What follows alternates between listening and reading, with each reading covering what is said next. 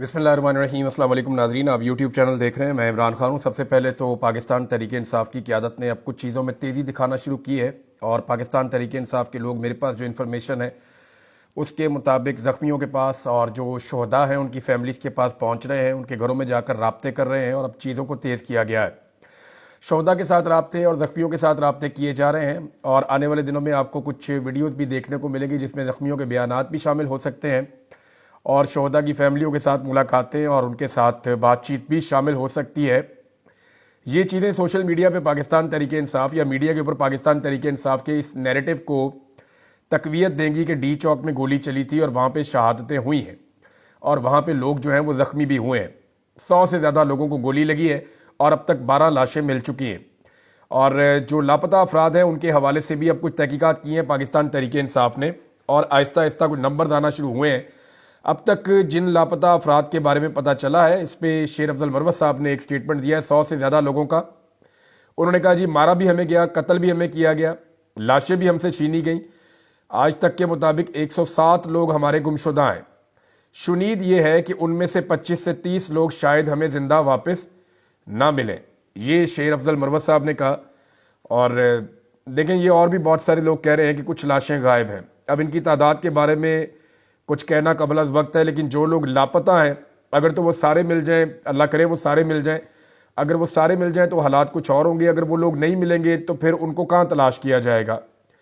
यानी मुझे वो जुमला याद आ गया उनका। बलूचिस्तान से हमारी बहन है और उन्होंने ये स्टेटमेंट एक दिन दिया था मारूंग बलोच साहिबा ने कि ठीक है आपने अगर मार दिए हैं तो लाशें ही वापस कर दें हमारे लोग। तो ये तो उस तरह की सूरत हाल पाकिस्तान तहरीक इंसाफ़ के साथ बन गई है। इस्लामाबाद डी चौक के अंदर इस तरह का वाक़या हो गया। वो कह रहे जी 107 बंदे हमारे लापता हैं, 25 से 30 लोग शायद हमें वापस ना मिले। लेकिन अभी शायद वाली बात है, उम्मीद कायम रखनी चाहिए। अल्लाह करे कि वो सारे लोग वापस आ जाएं। पाकिस्तान तहरीक इंसाफ़ ने अभी तक ये एक्टिविटी तो शुरू की है। मुझे ऐसा लगता है कि तहरीक इंसाफ़ शायद इसलिए लेट हो रही है कि वो ये एक्सपेक्ट नहीं कर रहे थे जो उनके साथ हुआ है। इमरान खान साहब के बारे में उनकी बहन ने कहा कि वो भी शौक में है, यानी उन्हें बड़ा धचका लगा है कि ये क्या हो गया, ये कैसे हो सकता है। एक सदमे में चला जाता है आदमी। यानी कोई इस बात की तवक्को नहीं कर सकता कि रियासत डायरेक्ट गोली चला देगी मुजाहिरीन के ऊपर जो पुरअमन मुजाहरा करने के लिए आए या एहतजाज करने के लिए आए। तो ऐसा मुमकिन होता नहीं है। लेकिन पाकिस्तान में ये चीज़ हो गई है, ये वाली लिमिट भी क्रॉस हो गई है कि कभी अपने शहरियों के ऊपर डायरेक्ट गोलियां नहीं चलाई जाएंगी। लेकिन हमने देखा कि जो लोग पुरअमन एहतजाज करने आ रहे थे, जिनके पास हथियार भी नहीं थे, उनके ऊपर बराह रास्त गोलियां चलाई गई रियासत की जानिब से और इसको सारी दुनिया रिपोर्ट कर रही है। मेरे पास अल जज़ीरा की एक रिपोर्ट है, मैंने उसको पूरी को ट्रांसलेट किया आपके लिए। ये रिपोर्ट जब मैं आपके सामने अभी रखूंगा तो आप देखेंगे कि उन्होंने पूरा पोल खोल कर रख दिया हुकूमत का और हुकूमती दावों का। और अल जज़ीरा जो है वो बैन अल-अक़वामी एक इदारा है। ये इसराइल से भी आपको पता है नहीं दबा, अमेरिका से भी नहीं दबा और अल जज़ीरा खुल के अपनी रिपोर्टिंग करता है। और अल जज़ीरा ने जिस तरह से इस सारे मामले का पोल खोला है वो अभी मैं आपके सामने रख देता हूँ। लेकिन पाकिस्तान तहरीक इंसाफ़ अभी चंद चीज़ों में पीछे है। यानी तहरीक इंसाफ़ ने अभी तक मुकदमा दर्ज नहीं करवाया, इसके लिए इनकी दरख्वास्त अभी तक सामने नहीं आई। ये मुझे पता है कि उसके ऊपर काम शुरू हो गया है, लेकिन अभी तक पाकिस्तान तहरीक इंसाफ़ डिले में है। 9वां दिन शुरू हो गया है 26 नवंबर के साने को, लेकिन अभी तक तहरीक इंसाफ़ ने बाकायदा अपनी FIR की दरख्वास्त सामने नहीं लाई, ना उन्होंने जमा करवाई है, ना ही CCTV फुटेज के हवाले से उन्होंने कोई कार्रवाई की है। और मुझे लगता है कि FIR के अंदर वो इसको लिखेंगे कि CCTV फुटेज को भी महफूज बनाया जाए और यही ऑर्डर्स वो फिर अदालत के पास लेकर भी जाएंगे, क्योंकि FIR तो दर्ज होनी नहीं है। और FIR क्यों दर्ज नहीं होनी, ये सारी कहानी हमें सुनाई है अल जज़ीरा की स्टोरी ने। अच्छा, अब इसमें जो है अल जज़ीरा की स्टोरी शुरू कैसे होती है मैं उसी तरह आपको एज इट इज़ बता देता हूँ। उन्होंने कहा जी इस्लामाबाद पाकिस्तान से ये रिपोर्ट कर रहा है अल जज़ीरा। अनीस शहजाद, उनके डेथ सर्टिफिकेट में कहा गया है कि उनकी मौत ये कूले के ऊपर बैक साइड से गोली लगने से हुई है। वो 26 नवंबर को दारुल हुकूमत इस्लामाबाद में साबिक वज़ीर-ए-आज़म इमरान खान के हज़ारों हामियों के साथ एहतजाज करते हुए मारे गए थे। सिक्योरिटी फोर्सेज के साथ झड़पों के बाद इमरान खान की पार्टी पाकिस्तान तहरीक इंसाफ़ का ये कहना है कि वो उस दिन पुलिस की फायरिंग में शहीद होने वाले 1 दर्जन शहरियों में से एक थे। यानी तहरीक इंसाफ़ का ये दावा उन्होंने बताया। ताहम हुकूमत के मुताबिक मुजाहिरीन में से कोई भी हलाक नहीं हुआ, हत्ता के 20 साला शहजाद भी वहाँ पे हलाक नहीं हुआ। ये हुकूमत का दावा है। पाकिस्तान तहरीक इंसाफ़ के अरकान की जानिब से इस्लामाबाद का मुहासरा करने के बाद कानून नाफिज करने वाले इदारों की जानिब से रात गए ऑपरेशन में منتشر ہونے کے ایک ہفتے بعد حکومت اور پاکستان تحریک انصاف سوشل میڈیا کے اوپر جو ہے وہ اسی بات کے اوپر ایک تناؤ کا شکار ہے کہ ہلاکتوں کی تعداد کتنی تھی، پاکستان تحریک انصاف کی جانب سے مختلف دعوے اور پھر حکومت کی جانب سے، جبکہ کچھ پی ٹی آئی رہنماؤں نے ابتدائی طور پہ کہا کہ سینکڑوں حامی ہمارے مارے گئے ہیں۔ پارٹی کے چیئرمین گوہر علی خان نے بعد میں اسٹیٹمنٹ دیا کہ مرنے والے مظاہرین کی تعداد 12 ہے۔ وفاقی وزیر اطلاعات عطا اللہ تارڑ نے منگل کو social media plate form Twitter پہ ایک پیغام میں اس تضاد کا مذاق اڑایا۔ الجزیرہ بھی لکھ رہا ہے کہ انہوں نے مذاق اڑایا کہ یہ لاشیں صرف ٹک ٹاک پہ، فیس بک پہ اور واٹس ایپ پر ملیں گی، وہ قوم کے ساتھ مذاق اور جھوٹ کی سیاست کھیل رہے ہیں۔ تارڑ نے اردو میں اپنے اس پیغام کو لکھا تھا۔ اس سے قبل 28 نومبر کو غیر ملکی میڈیا سے بات چیت کے دوران عطا تارڑ نے کہا تھا کہ احتجاج کے دوران کوئی ہلاکت نہیں ہوئی ہے۔ انہوں نے اسلام آباد کے 2 سرکاری اسپتالوں پمز اور پولی کلینک کے بیانات کا حوالہ دیا تھا، جس میں وفاقی وزیر نے کہا کہ انہیں کوئی لاش نہیں ملی۔ انہوں نے الجزیرہ کے ایک سوال کے جواب میں کہا تھا کہ محکمہ صحت نے اس کی تصدیق کرنے والے 2 الگ الگ بیانات جاری کر دیے ہیں کہ جناب کوئی لاش نہیں ہے، کوئی زخمی نہیں ہے۔ الجزیرہ نے سیکیورٹی فورسز کے ساتھ جھڑپوں میں مارے گئے شہزاد سمیت پی ٹی آئی کے 4 حامیوں کے اہل خانہ سے بات کی ہے، یعنی 4 بندوں تک وہ پہنچے ہیں 12 میں سے، اور وزیر داخلہ محسن نقوی، عطا تارڑ، وزیر اعظم شہباز شریف کے سیاسی مشیر رانا ثناء اللہ سے بھی رابطہ کیا گیا اور دعووں اور جوابی دعووں پہ پوچھا گیا جناب آپ بتائیں، جواب دیں۔ تاہم انتظامیہ میں سے کسی نے بھی الجزیرہ کو جواب نہیں دیا، نہ اسرائیل الجزیرہ کو جواب دیتا ہے، نہ یہ حکومت الجزیرہ کو ظالم جواب دیتا ہی نہیں ہے۔ پی ٹی آئی نے اب ان 12 حامیوں کے نام جاری کر دیے ہیں جو ان کے بقول 24 سے 26 نومبر کے درمیان مارے گئے تھے، جن میں کم از کم 10 مبینہ طور پر گولیوں سے زخمی ہوئے تھے۔ ان میں صوبہ پنجاب کے ایک چھوٹے سے شہر کوٹلی ستیاں سے تعلق رکھنے والا شہزاد بھی تھا، اور یہ لوگ ابھی تک صدمے میں ہیں۔ یہ اب ان کی سٹوری آ رہی ہے۔ شہزاد کے کزن نفیس ستی نے نوجوان کو پی ٹی آئی کا ایک عقیدت مند سپورٹر بتایا جس نے ریلی میں شامل ہونے پر اصرار کیا تھا۔ ستی نے الجزیرہ کو بتایا کہ ہم سب نے اسے روکنے کی کوشش کی لیکن وہ ڈٹے رہے کیونکہ عمران خان ان کے سیاسی آئیڈیل ہیں اور اس کے مطالبہ کیا تھا عمران خان نے احتجاج کا۔ ستی نے الجزیرہ کو بتایا کہ عمران خان کی اہلیہ بشرا بی بی کی سربراہی میں مظاہرین فروری کے انتخابی نتائج کو تبدیل کرنے، عمران خان سمیت سیاسی قیدیوں کی رہائی اور اعلیٰ عدالتی تقرریوں کی حکومت کی نگرانی کی اجازت دینے والی آئینی ترمیم کو منسوخ کرنے کا مطالبہ کر رہے تھے۔ اب آپ شعور کا اندازہ کریں کہ الجزیرہ کو ایک شخص بتا رہا ہے کہ جناب یہ مطالبات تھے عمران خان صاحب کے، جس کی وجہ سے ہمارا کزن شہزاد جو ہے وہ اس احتجاج کے اندر گیا تھا۔ 26 نومبر کی سپہر پی ٹی آئی کے سینکڑوں حامی اسلام آباد کی سرکاری عمارتوں کے قریب احتجاج کا مرکزی مقام ڈی چوک پہنچنے میں کامیاب ہوئے، جہاں انہوں نے پولیس کے کھوکے کو آگ لگا دی۔ یہ پولیس کے بقول ہے یہاں پہ، خان کے حق میں نعرے لگائے اور پارٹی کے جھنڈے لہرائے۔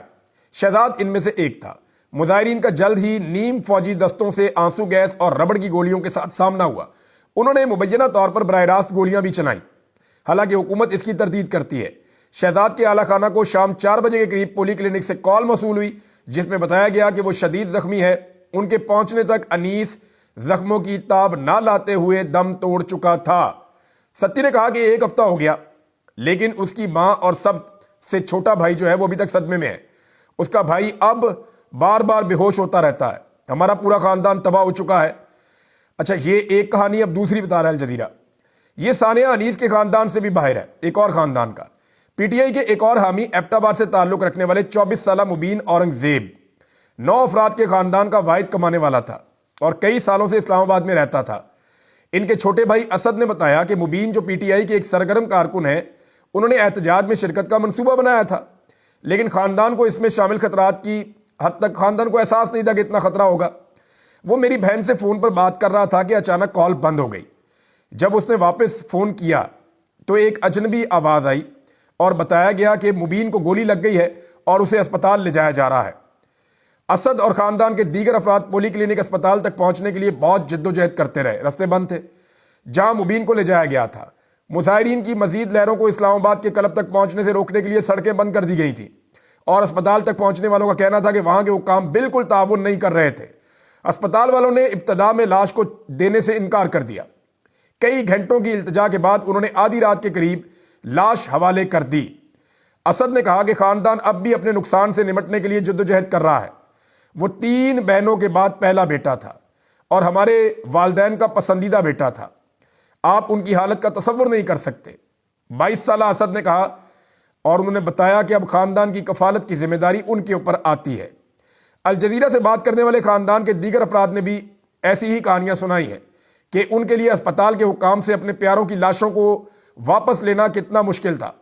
جیسا کہ انہوں نے دعویٰ کیا کہ ان پر پہلی معلومات کی رپورٹ یعنی FIR درج نہ کروانے کے حلف ناموں پہ دستخط کروائے گئے، یعنی ان سے دباؤ ڈالا گیا کہ آپ FIR نہیں کروائیں گے اور سیکیورٹی فورسز کے خلاف کسی قسم کی قانونی کارروائی نہیں کروائیں گے.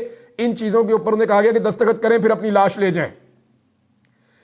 مبین کے خاندان کی طرح صوبہ خیبر پختونخوا کے شہر مردان سے تعلق رکھنے والے عبد الولی نے اپنے بھائی ملک صدر علی کی لاش کو واپس لینے کے لیے بہت جدوجہد کی، جو 26 نومبر کی شام کو انتقال کر گئے تھے. الجزیرہ کی طرف سے دیکھے گئے پمز اسپتال کے ڈیتھ سرٹیفکیٹ کے مطابق صدر علی PTI کے ایک سرگرم رکن جو دبئی سے پارٹی کی تقریبات میں شرکت کے لیے اکثر سفر کرتے تھے، سر میں اور بازو میں گولی لگنے کی وجہ سے ہلاک ہو گئے تھے. ولی نے کہا کہ قانون نافذ کرنے والے افسران نے ان پر اپنے بھائی کے قتل کے بارے میں FIA درج نہ کرنے کا وعدہ کرتے ہوئے ایک بیان پر دستخط کرنے کے لیے دباؤ ڈالنے کی بہت کوشش کی. وہ مجھ پر دباؤ ڈالتے رہے، لیکن یہ میں کیسے وعدہ کر لیتا کہ جب میرے بھائی کو قتل کر دیا گیا تھا. انہوں نے کہا کہ مسلسل التجا کے بعد ہمارے خاندان کو لاش واپس کی گئی تاکہ اس کی ہم تدفین کر سکیں. انہوں نے کہا کہ ہمیں اسپتال میں 12 گھنٹے تک انتظار کرنا پڑا. PTI کے متاثرین کی فہرست میں محمد الیاس بھی شامل ہے، جو 25 نومبر کی رات مبینہ طور پر سیکیورٹی فورسز کے ساتھ ہونے والے ہٹ اینڈ رن کے واقعے میں مارا گیا تھا. یہ جب رینجرز والے گاڑیاں بگا رہے تھے اور جا رہے تھے تو وہاں پہ جو رینجرز اور FC کے لوگ گاڑیوں کے نیچے آئے تھے، وہاں پہ اس حادثے کے اندر محمد الیاس بھی ایک شہید ہو گیا تھا اور رینجرز اور FC کے اہلکار بھی شہید ہو گئے تھے. الیاس کی لاش کو 26 نومبر کی اولی ساعتوں میں جلدی لے کر جایا گیا. اسپتال کی طرف سے جاری کردہ اور الجزیرہ کی طرف سے دیکھے گئے ان کے ڈیتھ سرٹیفکیٹ کے مطابق ان کے بڑے بھائی محفوظ علی، جنہوں نے خود اکتوبر میں PTI کی گزشتہ احتجاجی کال کے بعد تقریباً 4 ہفتے جیل میں گزارے تھے، انہوں نے کہا کہ وہ اور الیاس کے ساتھ دیگر پارٹی کارکنان بھی شامل ہوئے. جب وہ اسلام آباد کے داخلی مقام پر جمع ہونے والے حامیوں کے قافلے کا استقبال کے لیے جمع ہوئے تو خیبر پختونخوا میں 25 نومبر کی رات کو جو قافلے آ رہے تھے ہم ان کے لیے وہاں پہ جمع تھے. انہوں نے بتایا کہ افراتفری کو اس وقت انہوں نے بیان کیا کہ جب سیکیورٹی کی گاڑیاں مظاہرین کے ہجوم سے گزر رہی تھی، انہوں نے میرے بھائی سمیت کئی لوگوں کو مار ڈالا. یہ انہوں نے بتایا. انہوں نے دعویٰ کیا کہ اسپتال کے حکام نے الیاس کی لاش کو دینے میں تاخیر کی اور قانون کے نفاذ کے الزام سے بری کرنے پر مجبور کیا، یعنی آپ کوئی قانونی کارروائی نہیں کریں گے. انہوں نے کہا ایسا کریں آپ. انہوں نے کہا میں نے ایسا بیان دینے سے انکار کر دیا، اس لیے انہوں نے لاش حوالہ کرنے سے پہلے مجھے 12 گھنٹے تک انتظار کروایا.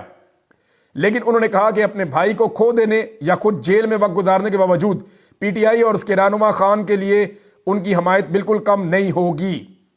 دیکھو میرے والد 1987 میں کراچی میں نسلی تشدد میں مارے گئے تھے، اب میرا بھائی مارا گیا ہے جبکہ اس کی بیوی 6 ماہ کی حاملہ ہے. نوید علی نے کہا کہ لیکن یہ دھچکے PTI یا عمران خان کے لیے میری حمایت کو تبدیل نہیں کریں گے. ہم نظریاتی حامی ہیں اور خان کے لیے اپنی جان دے دیں گے. یہ جناب الجزیرہ کی رپورٹ ہے. انہوں نے تفصیل کے ساتھ بتایا کہ کیسے ایک ایک لاش دینے کے لیے اس حکومت نے محکمہ صحت کے ذریعے سے تڑپایا ہے لواحقین کو. انہیں بالکل شرم بھی نہیں آئی اور ابھی بھی کئی لوگ اپنے پیاروں کو تلاش کرتے پھر رہے ہیں. انہیں نہیں پتا کہ اس کو لاپتہ کیا گیا ہے یا اس کو مار دیا گیا ہے. وہ زندہ ملے گا یا نہیں ملے گا، جیسا کہ شیر افضل مروت صاحب نے بتایا. اب جناب رانا ثناء اللہ صاحب نے خواجہ آصف صاحب نے سٹیٹمنٹ دیا ہے اور ان دونوں نے اپنے سٹیٹمنٹ یہ دعویٰ کیا ہے کہ پاکستان تحریک انصاف شاید اب کبھی احتجاج کی کال نہ دے سکے، کیونکہ یہ جو کچھ بھی ہوا ڈی چوک میں انہیں لگتا ہے کہ PTI کی کمر ٹوٹ گئی ہے. لیکن میرا ذرا تھوڑا سا اندازہ مختلف ہے. دیکھیں پاکستان تحریک انصاف یا عمران خان کو پہچاننے میں ابھی تک اسٹیبلشمنٹ نے بھی غلطی کی ہے اور PDM کی جماعتوں نے یا عمران خان کے سیاسی مخالفین نے بھی غلطی کی ہے. میں نے نوجوت سنگھ سدھو کا انٹرویو کیا تھا آج سے چند سال پہلے جب عمران خان صاحب پرائم منسٹر تھے، تو انہوں نے باتوں باتوں میں ایک بات کہی تھی کہ عمران خان کا مخالف یہ بات جان لے کہ اس سے بچنا بہت مشکل ہے. ان کو آئیڈیا بھی نہیں ہے یہ کس لیول کا آدمی ہے. انہوں نے بہت ڈراتے ہوئے یہ بات کی تھی. تو مجھے لگا شاید دوستی یاری میں کر رہے ہیں، لیکن یہ لوگ اگر عمران خان کو انڈر ایسٹیمیٹ نہ کرتے تو عمران خان سے اتنی مار نہ کھاتے. ہمیشہ پاکستان کی اسٹیبلشمنٹ نے اور پاکستان کی پی ڈی ایم کی جماعتوں نے، عمران خان کے سیاسی مخالفین نے عمران خان کو انڈر ایسٹیمیٹ کرنے کی غلطی کی ہے۔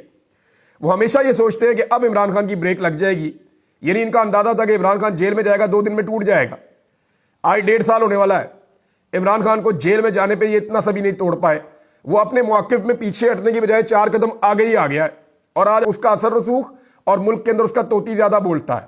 فواد چودھری نے بڑی زبردست بات کی۔ سوال یہ کیا گیا تھا کہ عمران خان نے کہا کہ میرے پاس آخری کارڈ ہے، تو وہ کون سا کارڈ ہے؟ تو فواد چودھری نے کہا سارے کارڈ ہی اس وقت عمران خان کے پاس ہیں۔ پاکستان کی پولیٹکس عمران خان کے گرد گھومتی ہے، وہی پولیٹکس کو گھماتا ہے اور وہی فیصلے کرتا ہے کہ اب کیا ہوگا۔ تو عمران خان جیل سے ایک آواز دیتا ہے اور پورا ملک بند ہو جاتا ہے، یہ سب جانتے ہیں، اور یہ کیپیسٹی صرف عمران خان کے پاس ہے۔ میرے خیال میں غلطی کی گنجائش نہیں ہے حکومت کے پاس، اور غلط ایسٹیمیٹ کرنے کی گنجائش نہیں ہے۔ پاکستان تحریک انصاف کو اگر عمران خان صاحب ابھی کال دے دیں کہ 4 دن کے بعد دوبارہ آنا ہے، تو آپ دیکھیے گا جیسے پہلے لوگ آئے تھے، لوگ پھر نکل کر 4 دن کے بعد دوبارہ اسلام آباد کی طرف چل پڑیں گے، اور یہ ایسے ہی ہوگا۔ اچھا، ایک اور چیز ہے، مریم نواز صاحبہ نے یونیورسٹی کا ایک کا دورہ کیا، مجھے کچھ لوگوں نے خبریں دی ہیں تو میں نے کہا وہ میں آپ کے ساتھ شیئر کر لوں۔ بڑا اس کا چرچا کیا جا رہا ہے کہ یونیورسٹی میں مریم نواز پہنچی، نوجوانوں کے ساتھ خطاب کیا۔ ان کا یہ خواب ہی رہ جائے گا کہ یہ اوپنلی جا کے نوجوانوں کو ملے اور ان کے ساتھ بات چیت کریں۔ یہ بند کمروں میں نوجوانوں کے ساتھ مل سکتے ہیں، کنٹرول انوائرمنٹ میں نوجوانوں کے اوپر پولیس کھڑی کر کے، سیکورٹی کھڑی کر کے یہ نوجوانوں کے ساتھ مل سکتے ہیں، ادروائز یہ نہیں مل سکتے۔ ایک تو پہلے جو پروگرام ہے وہ آپ دیکھ لیجئے کہ یہ جو پروگرام ہے یہ عمران خان صاحب کا پروگرام تھا، جس کو احساس پروگرام کا اسکالرشپ تھا، ایک احساس اسکالرشپ کا ایک پروگرام تھا جو عمران خان صاحب نے دیا تھا۔ عمران خان صاحب کا پروگرام یہ تھا کہ جتنے بھی طلبہ جو غریب ہیں، مستحق ہیں اور پڑھتے بھی ٹھیک ہیں، تو ایک کمیٹی بنا کے ان کا فیصلہ کیا جائے اور ان کو دیا جائے اسکالرشپ۔ لیکن اس حکومت نے آگے تبدیل یہ کر دیا کہ جو زیادہ نمبر لے گا اس کو اسکالرشپ مل جائے گا۔ یعنی زیادہ نمبر تو وہی لے گا نا جس کے بعد زیادہ سہولتیں ہیں، جو بہتر تعلیم حاصل کر سکتا ہے، جو زیادہ اچھی ٹیوشن بھی لے سکتا ہے، جو زیادہ محنت کر سکتا ہے، جو نوکری نہیں کرتا اپنی پڑھائی کے ساتھ۔ اب وہ بچہ جو غریب ہے، جو پڑھائی کے ساتھ نوکری بھی کر رہا ہے، کبھی ادھر بھاگ کبھی ادھر بھاگ، جس کے اوپر بہت ذمہ داریاں ہیں، وہ زیادہ نمبر نہیں لے پائے گا۔ اس لیے عمران خان صاحب نے کرائٹیریا رکھا تھا کہ کمیٹی بنائی تھی کہ آپ دیکھیں گے کہ غریب ہو اور مستحق ہو اور تعلیم حاصل کرنا چاہتا ہو اور مناسب تعلیم بھی لے رہا ہو تو آپ ان کو دیں گے۔ آپ اب کئی بچے ہیں جو بہت امیر ہیں، بہت پیسے والے ہیں، ان کے نمبر زیادہ آ جاتے ہیں، تو ان کو آپ اسکالرشپ دیتے ہیں تو ان کو کیا فائدہ اس کا؟ لیکن انہوں نے کرائٹیریا تبدیل کر کے یہ والا کر دیا، عمران خان والا تبدیل کر دیا۔ دوسرا، انہوں نے اس کے پیسے کچھ بڑھا دیے لیکن طلبہ کی تعداد کم کر دی۔ پیسے اوورآل اتنا ہی ہے، لیکن انہوں نے مثال کے طور پہ عمران خان اگر 3000 بچوں کو پیسے دے رہے تھے تو انہوں نے 2000 بچوں کو پیسے دیے، لیکن پیسے تھوڑے بڑھا دیے۔ تو اس طرح انہوں نے تھوڑا بہت رد و بدل کر کے اس کو اپنا نام دے دیا کہ مریم نواز کا کوئی اسکالرشپ کا پروگرام آ گیا۔ اب یہ جو پنجاب یونیورسٹی ہے جہاں پہ یہ گئے ہیلے کالج والی سائڈ پہ، ابو بکر صاحب ہیں، ہمارے سینئر جرنلسٹ ہیں اور بڑی زبردست وہ جرنلزم کرتے ہیں۔ میں نے تقریباً ان کا کوئی 20 سال کا تجربہ ہے، میری ان سے بات ہو رہی تھی تو انہوں نے مجھے بتایا کہ وہ پنجاب یونیورسٹی میں ان کا بہت آنا جانا اور بہت تعلقات ہیں۔ تو انہوں نے بتایا جی کہ 30,000 کے قریب اس کیمپس کے اندر طالب علم ہیں، تمام طالب علموں کو چھٹی دے دی گئی تھی اور آن لائن کلاسز کا اجرا کر دیا گیا تھا۔ یعنی طلبہ نہیں آئیں گے جس دن مریم نواز آئے گی یونیورسٹی میں۔ وجہ یہ ہے کہ پھر طلبہ جو ہے وہ نعرے لگائیں گے، طلبہ جو ہے وہ سچ بولیں گے، طلبہ جو ہے وہ آئینہ دکھائیں گے، یہ برداشت نہیں ہوگا مریم نواز سے، تنقید تو برداشت ہوتی نہیں ان سے۔ تو لہذا ڈرے ہوئے اتنے ہیں کہ سارے طلبہ کو دے دی چھٹی، اور جن طلبہ کو دینے تھے اسکالرشپ صرف ان کو بلا لیا۔ اب وہ طلبہ بنتے ہیں کچھ 10-15% بنتے ہیں، 10% میرے خیال میں بنتے ہیں پوری یونیورسٹی کا، یعنی 90% طلبہ کو چھٹی دے کے گھر بھجوا دیا۔ 30,000 تو ٹوٹل جو ہے نا وہ طلبہ ہے، اور 30,000 میں سے انہوں نے 90% طلبہ کو بھجوا دیا ان کے گھروں میں، اور انہیں کہا کہ آپ آن لائن کلاسز لے لیں۔ مریم نواز کے آنے سے پہلے چند دن تک جو 5 یا 6 وزیر ہیں صوبائی، وہ یونیورسٹی میں بریفنگ کے لیے آ چکے۔ پولیس کی ساری سیکیورٹی پنجاب یونیورسٹی میں موجود تھی اور طلبہ کو تقریباً قابو کر کے تو یہ ایک پروگرام کیا گیا، آپ اندازہ کریں۔ اور وہاں پہ کیا کہا جا رہا ہے کہ طلبہ سیاست میں نہ جائیں، ڈی چوک میں نہ جائیں، احتجاجی سیاست سے اپنے آپ کو دور رکھیں، اور ساری سیاسی تقریر کر دی وہاں پہ۔ ایک تو طلبہ کو کہا سیاست میں نہ جائیں، اور وہاں پہ کھڑے ہو کے ساری سیاسی تقریر کر دی۔ یہ طلبہ تھے جنہیں قائد اعظم محمد علی جناح سیاست میں لے کر آئے تھے، قائد اعظم نے ان کو اہم ذمہ داریاں دی تھیں۔ یہ طلبہ تھے جو پاکستان بنانے کے لیے قائد اعظم کا ہر اول دستہ تھے، یہ تمام کتابوں کے اندر لکھا ہوا ہے، ریکارڈ کا حصہ ہے۔ آپ ان طلبہ کو سیاست سے دور نہیں کر سکتے اور ان سے اب سیاسی شعور چھین نہیں سکتے۔ मरियम नवाज के बारे में वहाँ रिपोर्ट हुआ, जब मरियम नवाज आई तो उससे पहले बहुत ज़्यादा ब्रीफिंग दी गई तलबा को कि आपने खड़े होकर इस्तकबाल करना है और आपने मरियम नवाज का ये करना है और वो करना है। तो वहाँ जो बच्चों ने रिपोर्ट किया अबू बकर साहब के मुताबिक, उन्होंने कहा जी बहुत थोड़े से लोग खड़े हुए, चंद बच्चे बच्चियाँ खड़े हुए, बाकी सारे वहाँ बैठे रहे। उन्होंने मरियम नवाज साहिबा का इस्तकबाल भी ठीक तरीके से नहीं किया, लेकिन ये अपनी तकरीर करके वहाँ से निकल ली। अब एक जो नमाजी जो नमाज पढ़ रहा था कंटेनर के ऊपर, उसके हवाले से एक प्रोपेगेंडा किया गया और हुकूमती अकाउंट्स ने इसको बराबर इसके ऊपर प्रोपेगेंडा किया और झूठ बोला और पश्तूनों के खिलाफ नफरत फैलाई। उन्होंने कहा ये रहीम अफगानी नाम का कोई पश्तून था और ये टिकटॉक बना रहा था, लेकिन अब असली आदमी ताहिर अब्बास तारड़ जो है वो सामने आया वज़ीर आला खैबर पख्तूनख्वा के पास। वहाँ उसकी मुलाकात हुई बाकी लोगों के साथ भी, चेयरमैन पाकिस्तान तहरीक इंसाफ बैरिस्टर गौर के साथ भी मुलाकात हुई। तो ताहिर अब्बास तारड़ ने बताया जी मैं तो नमाज पढ़ रहा था, अचानक से अटैक हो गया और मुझे दुआ करने के दरमियान उन्होंने उठा के नीचे फेंक दिया, मैं गिरा, लोग समझे मैं मर गया हूँ, लेकिन अल्लाह ताला ने मेरी जान बचाई है, ये देखे मैं जख्मी, और वो काफ़ी जख्मी था। उसने कहा इमरान खान दोबारा बुलाएगा मैं फिर जाऊँगा। तो अब ये जो फेक न्यूज़ चल रही है इसके ऊपर कोई कार्रवाई होती क्यों नहीं है? अभी एक नया कानून भी बना रहे हैं ना कि फेक न्यूज़ पे कोई 10 साल अंदर कर देंगे, वो पता नहीं 10 लाख जुर्माना कर देंगे, 5 साल अंदर कर देंगे। और भाई ये हुकूमत ही फेक है, ये वजीर भी फेक है, ये मैंडेट ही जाली है, ये वजीर आजम भी जाली है, ये वजीर आला भी जाली है, ये जितने वजीर हैं ये भी जाली है, सदर का इलेक्शन भी जाली हुआ है, क्योंकि मैंडेट ही जाली है। अवाम ने मैंडेट किसी और को दिया, लाके किसी और को बैठा दिया। जिस मुल्क की हर चीज जाली हो और जालसाजी के ऊपर चल रही हो, वहां पे फेक न्यूज के ऊपर जनाब सिर्फ लोगों को टारगेट करने के लिए और इस हुकूमत को तनकीद से बचाने के लिए, इन जालसाजों की प्रोटेक्शन के लिए इस किस्म के भोंडे हथकंडे अपनाए जा रहे हैं। लेकिन ये सारी चीजें इनके सामने आएंगी, अब देखिएगा। अब तक के लिए इतना ही, अपना ख्याल रखिएगा, अपने इस चैनल का भी। अल्लाह हाफ़िज़।